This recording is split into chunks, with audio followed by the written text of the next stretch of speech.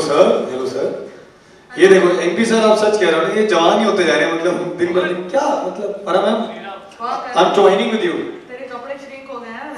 आज मैं फरा खान के घर से कपड़े लेके आया हूँ। बस मैम देखो वहां तो हमारे साथ थी, अब यहाँ चली गई तू यार। सर मैं फोटो ले रहा था ना सर। आप तो अनु सर, सबसे पहले आपसे पूछेंगे, 12 साल के बाद सेम जोड़ी वापस आती है, नॉस्टैल्जिया ज्यादा है या रिस्पॉन्सिबिलिटी? हाँ सॉरी, तिगड़ी वापस आती है और नॉस्टैल्जिया है या मतलब ज्यादा रिस्पॉन्सिबिलिटी है? देखिए मैं सबसे पहले तो good evening everybody, good evening the media. ये जो हम तीनों साथ में आए हैं 12 साल के बाद, ये एक यूएसपी है बहुत, क्योंकि जो जितने भी बच्चे थे जो से 12 साल के थे, 14 साल के थे, they have grown up seeing Indian Idol, और जिनकी उम्र भी 25 और 26 साल की होगी, they want to relive those moments कि हमने पहला, और ये पहला एकमात्र रियलिटी शो है आप जानते हैं जिसके बाद इतने सिंगिंग रियलिटी शोज शुरू हुए। और बल्कि म्यूजिकली आई एंड फरा एंड सोनू वर डिस्कसिंग कितना म्यूजिक चेंज हो चुका है कि पीपल हु आर जस्ट 12 और 14 जब हमारे शो पर आए बोलते हैं कि वी डिसाइडेड कि हमें इंडियन आइडल में आना है, हमें बल्कि ऑफर्स बहुत मिले हैं आने के, but we decided to come on Indian Idol. I said why? मतलब we grew up on this show. I think that's the USP of the greatness of Indian Idol. Well Sonu ji, मैं आपसे पूछना चाहूंगा कि इस बार यूजुअली बहुत सारे रियलिटी शोज आते हैं, हम हर रियलिटी शो में बोलते हैं हमारा शो अलग है, हमारा शो में कुछ डिफरेंट होने वाला है, लेकिन जब सीजन पर सीजन आते हैं तो मुश्किल हो जाता है कुछ ऐसा डिफरेंट करना। तो इस बार आपका क्या रोल है इस शो में? First of all good evening everyone. मेरा रोल जैसे सबका है वैसे ही मेरा रोल है कि मुझे सिर्फ और सिर्फ एक ही जगह पे हमको नज़र रखनी है, वो है सिंगर्स, वो गाना और गाने के अलावा कुछ नहीं। मैं आपको इसका एक अच्छा सा एग्जांपल देता हूँ जो मैंने अभी पिछले कुछ इंटरव्यू में दिया। तो हमारे शो में एक बहुत ही अच्छा सिंगर आया था जो अरुणाचल प्रदेश से आया था, बहुत अच्छा सिंगर। उनका कुछ इशू था शरीर में, पर वो गा इतना अच्छा रहा था कि हमने उसको लिया। पर जब वो हम थिएटर हॉल में आया तो उस तब तक उसके साथ में इतने कमाल के धुरंधर सिंगर्स आ चुके थे कि हम तीनों ने बिल्कुल ये नहीं सोचा कि वो स्पेशल नीड्स का आदमी है तो उसको आगे लाया जाए, क्योंकि ये उसकी तरफ भी नाइंसाफी होती और जो सिंगर्स हैं उनकी तरफ भी नाइंसाफी होती कि हम एक को हीन भावना से देख रहे हैं कि जस्ट बिकॉज तुम्हारे कुछ प्रॉब्लम है तो हम तुमको आगे लेकर आएंगे, और हम किसी और को कि तुम्हें प्रॉब्लम नहीं है इसलिए तुम पीछे हो, ऐसा नहीं कर सकते हम लोग। सो हमारा सिर्फ एक ही लक्ष्य रहा है और पूरे सीजन में हमने यही सोच के रखा हुआ है कि सिर्फ और सिर्फ म्यूजिक को और कला को देखा जाएगा। एंड इसका मेरे ख्याल से प्रोमोज में इसका रिजल्ट देख रहे होंगे। कमाल के सिंगर्स आए हैं इस बार, ऐसे हैं कि हमारे डायरेक्टर साहब और हमारी जो टीम है रात में सब परेशान होंगे कि इसको काटे कैसे शो को, इतने सिंगर्स हैं और इतना माल मसाला है। So we very happy that this is turning out in such a beautiful way. Thank you so much sir. Farah ma'am, हम इस बार बात कर रहे थे आवाज, अंदाज और रियाज की। अब हम बहुत रियलिटी शोज देखते हैं, हम ऑब्वियसली हर रियलिटी शो में जो कंटेस्टेंट्स होते हैं। रियलिटी शो क्यों देखता है दूसरे, सिर्फ इंडियन आइडल? नहीं, मैं एक्चुअली अभी तो फिलहाल सिर्फ इंडियन आइडल देखूंगा, लेकिन मतलब हम वैसे देखते हैं कि सिंगिंग रियलिटी शोज में आवाज सबकी ऑब्वियसली अच्छी होती है तभी वो वहां पहुंचते हैं, लेकिन क्योंकि ये इंडियन आइडल है और हम आइडल किसी को भी मानते हैं तो आई थिंक वो इसलिए मानते हैं क्योंकि we look up to them. तो आवाज के अलावा बहुत सारी क्वालिटीज होती हैं जो आप इस बार देखने वाले हैं। मैं हर बार ही देखती हूँ और इस टाइम आवाज, अंदाज, रियाज ऐसे हमें रोल दिए गए हैं, बट आई थिंक सिंगर जो हमने चूज किए 12, उसमें कोई शक नहीं है कि दे ऑल फैंटास्टिक सिंगर्स, लेकिन 14 लिए हमने, सॉरी हमको बोला गया था 60 सिंगर्स लो तो हमने 120 लिए थे, फिर हमको बोला गया था उसमें से 40 लो तो हमने 48 लिए, फिर बोला गया 24 लो तो हमने 27 लिए, फिर लास्ट 12 बोला गया था हमने 14 लिए, तो इसलिए थोड़ा कंफ्यूजन हो गया सॉरी, क्योंकि इतना टैलेंट था that we kept on taking more and more better people. और जैसे मेरा मानना है कि हमें दूसरे रियलिटी शोज के लिए किसी को भी नहीं छोड़ना है, हम सबको सो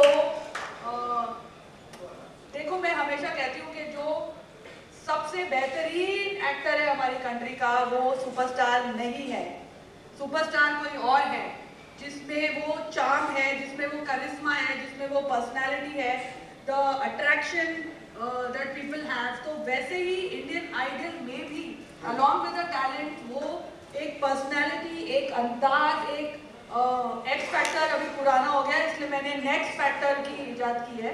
वो नेक्स्ट फैक्टर जो है that people are attracted towards that, I think वो भी इम्पॉर्टेंट है लाइफ में सक्सेसफुल होने के लिए। बट ये जो आपके साथ में काले कोट में ये इंडिया के बेस्ट एक्टर, ये जो काले कोट में इनका नेक्स्ट फैक्टर क्या होने वाला है इस शो में आपके हिसाब से? सर ये खुद नेक्स्ट फैक्टर है इनका, अब और आगे नेक्स्ट फैक्टर नहीं हो सकता है। अनु जी इस बार मतलब आप शायरी के तो किंग हैं, मतलब ये तो हमें पता है। क्यों तूने रिमाइंड किया उनको? क्योंकि मैं अनु जी से इंस्पायर्ड हूँ, मैं भी शायरी लिखना चाहता हूँ सर। अनु जी लेकिन इस बार मतलब शायरी आने वाली है या और कुछ भी आने वाला है? बहुत कुछ है इसके अंदर। इसमें शायरी भी होगी, मस्ती भी होगी। द तालमेल ऑफ मी स्टूडेंट फारा इज फैंटास्टिक। जब जनता देखेगी इस शो को तो अंदाजा हो जाएगा कि आपको शायरी जो मुझे अचानक आती है, जैसे आपने शायरी की बात कही है तो आपने क्यों छेड़ा है और उनको तकलीफ हो गई इससे, क्योंकि जैसे कि होता है ना कि शुरू हो जाती हैं कि बोलते हैं मैं तो एक जहर की पुड़िया रखती हूँ इसकी बैंड बजाने के लिए, तो मैं कहता हूँ तू लेती है जहर की पुड़िया, तू रहेगी फिर भी मेरी गुड़िया। और उसके आगे निकलते हैं एक बात बोलना पड़ेगा हमको, हिंदुस्तानी जनता को, आप मीडिया के जरिए, जैसे देश के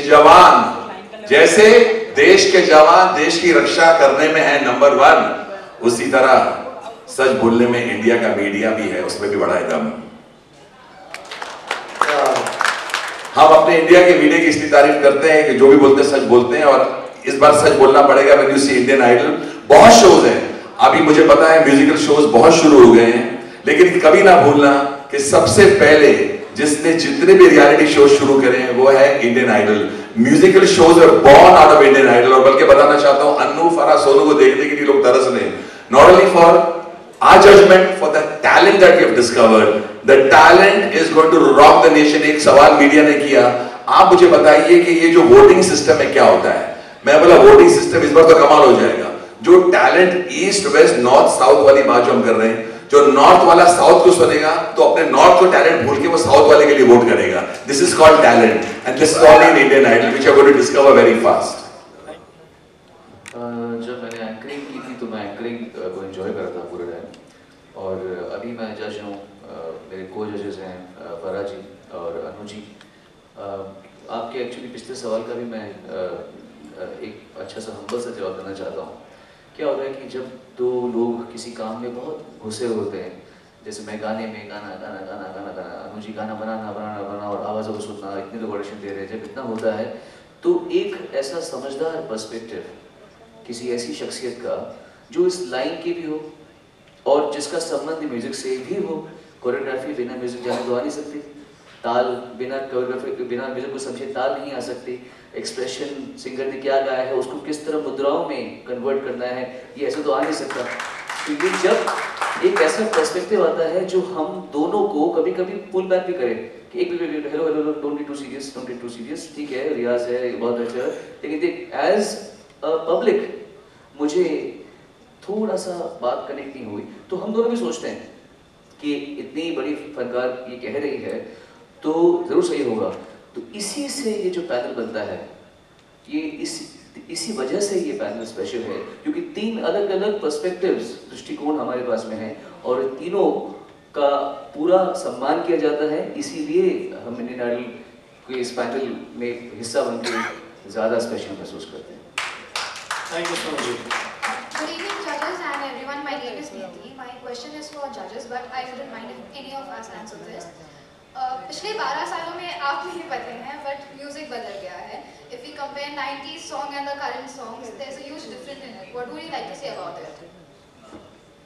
Of course, music has to change. Society changes. Our dress sense changed. पहले हम लोग कितने अजीब अजीब कपड़े पहनते थे, ना केवल मैं बल्कि अगर शाहरुख को भी देखें पहले या सलमान को तो यहाँ ये पहनते थे सब लोग। तो हर चीज़ बदलती है, संगीत बदलता है, इनफैक्ट भाषा बदलती है। पीपल आई थिंक सो ऐसे बात करते हैं, पहले हम लोग ऐसे बात नहीं करते थे। अभी लोग तो म्यूजिक भी बदलेगा, इंटोनेशन बदलती हैं। और मैं हमेशा मानता हूँ कि हर जनरेशन अपने से पहली जनरेशन से कुछ सीख के एक स्टेप आगे जाने की कोशिश करती है। हमने अपने गुरुओं से सीखा और फिर अपनी चीज़ को थोड़ा सा किसी और डायरेक्शन में लाने की कोशिश की अपना मुख्तलिफ स्टाइल से। तो जो बच्चे 12 साल पहले इंडियन आइडल के टाइम जब हमने स्टार्ट किया था तो वो बचपन में कुछ उभर रहे होंगे, तो उन्होंने अपने कंटेम्प्रेरीज उस समय जो स्टार्स थे उनसे आइडल से सीखा और आगे बढ़े। तो म्यूज़िक तो बदला ही है और बदलता ही रहेगा। जहाँ तक हमारे शो का सवाल है, क्वालिटी ऑफ सिंगर्स मेरे हिसाब से मैंने इससे अच्छे ग्रुप ऑफ सिंगर्स नहीं देखे और मैं बहुत ही संतुष्ट हूँ इस बात से कि ये कहते हुए मेरी आंखें शर्म से चूक नहीं रही हैं। I'm really proud of the fact that we have some really great set of singers this time. I think we have also changed our style of judging. शायद 12 साल पहले हम बहुत rigid होते थे कि ये all-rounder singer नहीं है, ये classical गाता है तो ये western नहीं गा सकेगा। I think we have also realized कि ये उसका genre है, ये उसका forte है, ये इसमें बहुत अच्छा गाता है कि classical singer need not sing rock and roll song. ये हमने भी अपना नजरिया बदला है, how we are taking singers. पहले हम सोचते थे कि एक सिंगर है तो वो हर चीज़ गा सकेगी। आज हम सोचते हैं कि नहीं, स्पेशलिस्ट हो तो कोई बात नहीं। अब फॉर एग्जांपल कैलाश खेर जिस स्टाइल में गाते हैं हम उनको वैसे ही प्यार करते हैं। हम क्यों चाहें कि Kailash Kher English western style में कुछ गाना गा रहे हो, हमको उनकी आवाज़ वैसे ही पसंद है। तो जब हमारे सामने कॉम्पिटिशन में कोई लड़का ऐसा आ रहा है, लड़की ऐसे आ रही है जो स्पेशलिस्ट साउंड कर रहा है, तो we have to accept him and her और उसको उसी जोन में आगे बढ़ाना है। ये हमारी सोच है। खुदा बख्श को रॉक एंड रोल गाना क्यों देंगे? Khuda Bakhsh is very good the way he sings. तो अगर वो हम लेके ही नहीं आते खुदा बख्श को नजर ही नहीं आता और आप तालियां नहीं बजाते तो खुदा बख्श ने बोले नहीं यार ये रॉक एंड रोल नहीं गा सकेगा। अरे क्यों गाया भैया? जिस मिट्टी का बना हुआ है उसको वही गाना गाने दो ना, मजे ले दो। We have done a lot of these things and that is working for Indian Idol also in a big way. Thank you so much. Thank you judges. Thank you. Thanks a lot. Thank you so much. Thank you. Thank you.